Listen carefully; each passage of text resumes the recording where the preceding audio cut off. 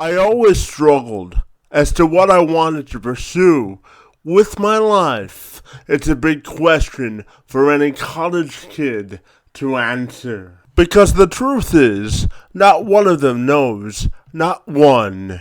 Because you don't know what you want to spend the rest of your life doing until you're in the toughest aspects of any job. When you ask Brett Eisenberg to reflect on this part of his life, you'll get a cornucopia of different responses. He started his freshman year at Alabama as a political science major, but quickly transferred to a community college to pursue a sociology degree. Work-wise, he was consumed working 50 hours a week at Chick-Fil-A to pay back a gambling debt, and then he transferred to PNC Bank as a bank teller. It's during his time at the bank he realized his aha moment and his life started to shift. Are you interested in learning more on how Eisenberg turned over a new leaf and took control of his life? We'll pull up a chair and stay a while as we engage in conversation with this most interesting young man.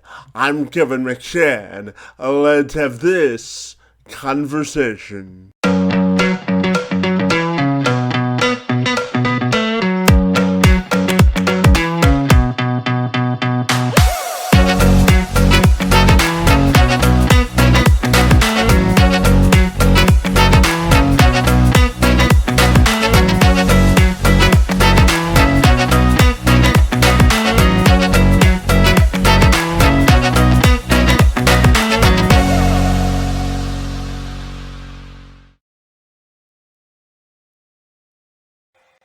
Absolutely. So, Brett, if you're ready, I'll welcome you to the program, and I'm excited to learn all about your life experiences and how they've shaped you into the person you are today. Great to see you this morning, and thank you so very much for being here. Of course, of course. So, Brett, you say that in your short life you've had a lot of ups and downs and everything in between. So, I wanted to start this conversation by simply asking you about giving me a 360 degree view of the person you are today, buddy. I live in Voorhees, New Jersey. I lived here my entire life, 21 years. When I was deciding where to go to school, I really wanted to see what I wanted to experience other culture, like a completely different universe almost. And that was the University of Alabama, and it was a really great experience. I got really involved there. I was in a fraternity. It was awesome overall. However, while I was there, I ended up having a really bad gambling problem, and I led to a very large debt. And from that, I ended up coming home, and that really took a huge toll on me as a person. It was really a huge low in my life. It affected my relationship with my family and friends. However, they were extremely supportive throughout the entire thing, and from that point on, it was just grind season. I was full time online at school and working 50 hours at Chick-Fil-A, and then from that point on, just uh, yeah, I just from there.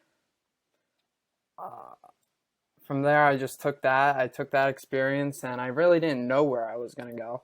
I started working then at PNC Bank for a little bit as a bank teller. I still had no idea.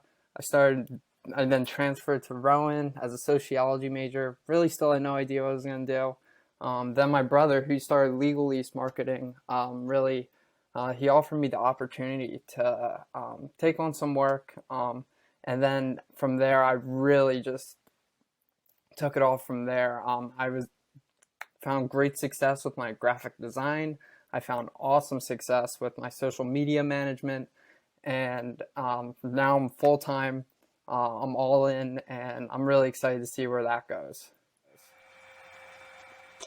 And talk to me about the relationship you have with your family and being able to sort of find your aha moment and your passion by the relationship you have with your family. Yeah, no, definitely. I mean, like, that definitely was awesome having their support while I had my whole that issue. And they really, I mean, I've been living at home, so they really have been making sure, taking care of me. And especially, I can't have more thanks for my brother for offering me the opportunity to really be able to now find my passion in what I want to do. And now it's just been awesome to take it from there. And I'm curious to get your perspective on your freshman year at Alabama and sort of going through the gambling debt problem and how you persevered. So, it was really crazy through that because I almost was living like two separate lives. Like you wouldn't, if you met me at the University of Alabama, you wouldn't even know that I had a problem because I was just completely living my life. I was on almost airplane mode. I was on so many different committees. I was in freshman forum. I was in a fraternity. I was I was applying to be on all these different clubs. I was trying to be as involved as possible, and I was doing great academically. And so it really is just like, and then all of a sudden, like during the summer, it just kept overtaking and overtaking. And it really just took over my life and it took over my friends. I was borrowing money and it was just a really dark place. And yeah, but all of my friends and family were extremely supportive throughout that entire time. And like I could not be more appreciative for them because especially because nowadays when you look at like ads, they're like almost promoting gambling on ESPN and all these sports sites and promoting it to high schoolers, and these kids sometimes don't know like how to manage it and like how deep they can really get and that it can really mess up their life. And it's important to like when you are that deep to be able to rely on your friends and family for support because they're really going to be the ones to help you because generally when you're that deep as a 19-year-old you're not going to get out of that yourself. Yeah, absolutely. And I know that following your passion for graphic design and social media management has really given you sort of a niche demographic to work with your clients and to develop a real sense of self. So I'm curious to get your thoughts on how social media and graphic design has changed and how it's affected your life as well positively. No, definitely. I mean, like, it's I've been fully focusing on that for the past now month or so, where I'm just spending my life, especially there for my first client. He's like his numbers have been unbelievable, and from that point on, I've been like we're changing now the look of his website. I recast off his podcast and the engagement already up through his like LinkedIn. We try and post at least 4 or 5 times a day, and it's really just incredible to see how much in just a month his engagement within his post has grown, and especially within his podcast. So from that point on, it's just seeing how far I can really take it and continuing that growth. Because I mean, it was great growth to start, but if we can continue it and keep driving, and that's the main goal.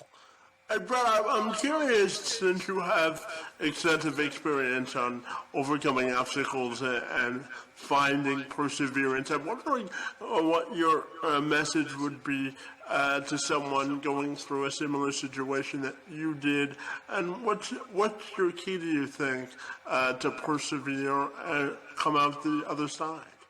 So a big thing that I would say is don't bet on sports. I would rather bet on myself. I bet on myself to find my passion and to find what I'm good at and to find what I can, like make money with and be able to create a career with. And that's what I did. So, yeah, I would say bet on yourself. That would probably be the quote. Absolutely, and I'm wondering your thoughts on when you're not working, buddy. When you have a couple of minutes to yourself, how do you define fun, and what do you like to do to sort of find your inner self? So, I typically like to just like relax, hang out with my friends and family. I mean, fun like can be described for anyone. I mean, everyone likes to do different things, whether it be hanging out, drinking, just anything to take the edge off. Just being able to just relax. So I think that's very important for everyone to be able to find something that's different from just work, to be able to take maybe an hour or half hour a day, to just like kind of clear your mind and be able to just do that. Absolutely, and since you're in this stage of your life, I'm curious to also get your thoughts on how do you think millennials can redefine or reinvent themselves to contribute to society once the coronavirus has sort of subsided? Well, I think that millennials overall have the upper hand to society. I think that generally a lot of people think that, oh, like the younger generation, like they're so, a lot of people judge the younger generations for not being very smart. However, I think that they are the ones who are most in touch and have the most capabilities because they're growing up with this technology. They're going to be the ones to be able to take us to that next level. And I think that until we start looking at millennials and looking at the future generations as that and investing in the future generations, I think that we're going to be in a standstill. I think that's a huge part into how we can progress as a society. Absolutely. And Brett, I'm curious. I know that you're currently working remote because of the virus and because of the pandemic. So I'm curious to get your thoughts also on do you think remote work is here to stay, buddy?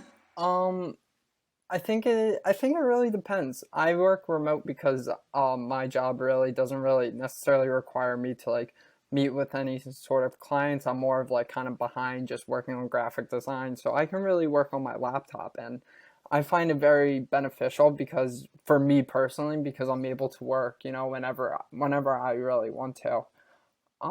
But I think it's very interesting that point because when you look at where we're going, like, because a lot of places they're starting to lift like masks and like reprimand and mandatory masks, like outside, especially here in New Jersey, um, as long as you're vaccinated.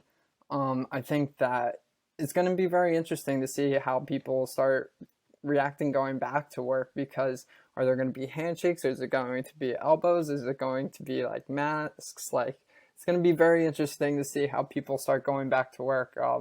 I really have no idea how it's going to be, but it's going to be how however people go back to work, it might be how society just might be nowadays. Maybe fist bump might be just be the new handshake. We just have no idea. It's exciting. Not exciting, but kind of because we're kind of getting back to real life.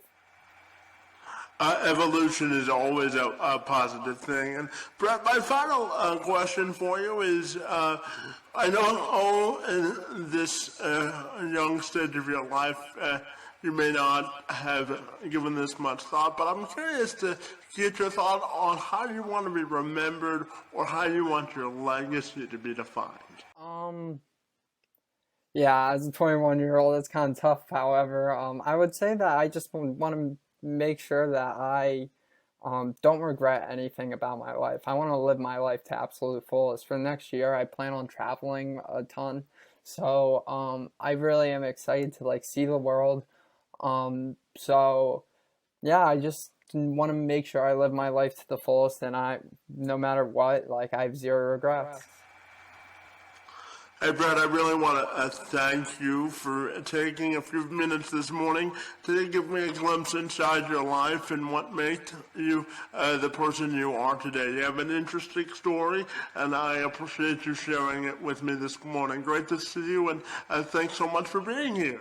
I appreciate you having me on the show. I really do.